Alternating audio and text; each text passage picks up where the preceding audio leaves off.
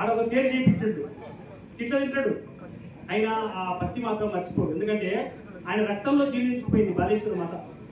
అప్పటి నుంచి సేవ చేసుకుంటూ వచ్చింది సత్య. ఈనాటికి కూడా ఎన్ని చీపాట్లు ఎవరు పెట్టినా కూడా అవన్నీ లెక్కలేవు. నాకు భగవంతుడే ముఖ్యమైన భావంతో పనిచేస్తున్న సత్యయ్య గారిని నిజంగా మనం కొత్తగా ఈ సంవత్సరం మన కార్యక్రమంలోకి ఆహ్వానిస్తున్నాం కాబట్టి వారిని సన్మానించవలసింది.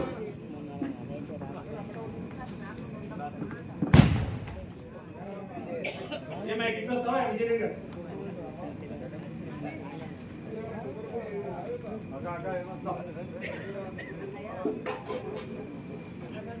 విజయ్ గారు రండి.